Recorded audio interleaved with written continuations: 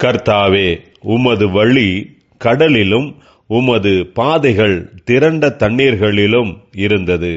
உமது காலடிகள் தெரியப்படாமல் போயிற்று. கர்த்தருக்குள் பிரியமானவர்களே, உங்கள் அனைவருக்கும் இனிய காலை வணக்கங்கள். இன்றைய வேத வசன தியானத்திற்கென்று நாம் தெரிந்தெடுத்திருக்கும் வேத பாகமானது ஆதியாகமம் 15ஆம் அதிகாரம் 1 வசனம். இந்த காரியங்கள் நடந்த பின்பு கர்த்தருடைய வார்த்தை ஆபிராமுக்கு தரிசனத்திலே உண்டாகி, அவர், ஆபிராமே, நீ பயப்படாதே, நான் உனக்கு கேடகமும் உனக்கு மகா பெரிய பலனுமாயிருக்கிறேன் என்றார். பிரியமானவர்களே, இன்றைய வேத தியானத்தின் தலைப்பு உண்மை உள்ளவர்களுக்கான வெகுமதிகள் என்பதே. ஆபிரகாமும் லோத்துவும் ஒன்றாக இருந்தபோது அவர்களின் ஆஸ்தி மிகவும் மிகுதியாக இருந்தது. அதனால் ஆபிராமுடைய மந்தை மேய்ப்பருக்கும் லோத்துவினுடைய மந்தை மேய்ப்பருக்கும் வாக்குவாதம் உண்டாயிற்று. இதனால் இருவரும் பிரிந்து போனார்கள்.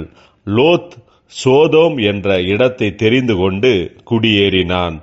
சோதோமை சில ராஜாக்கள் யுத்தம் செய்து கைப்பற்றினார்கள். அப்போது லோத்துவையும் சிறைப்பிடித்து கொண்டு போனார்கள்.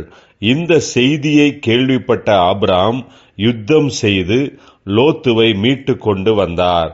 அந்த சமயத்தில் சோதோமின் ராஜா ஆபிராமை நோக்கி, ஜனங்களை எனக்கு தாரும், பொருள்களை நீர் எடுத்துக்கொள்ளும் என்றான்.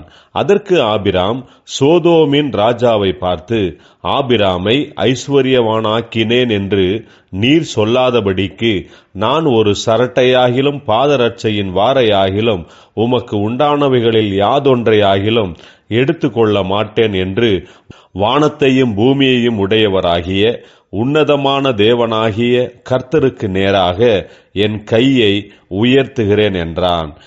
இந்த காரியங்கள் நடந்த பின்புதான் தேவனாகிய கர்த்தர் வாக்குத்தத்தத்தை கொடுத்து ஆபிரகாமை ஆசீர்வதித்தார். பிரியமானவர்களே, நாம் கர்த்தருக்கு பிரியமானபடி வாழ்ந்து உண்மை உள்ளவர்களாக அவருக்கு ஊழியம் செய்ய வேண்டும்.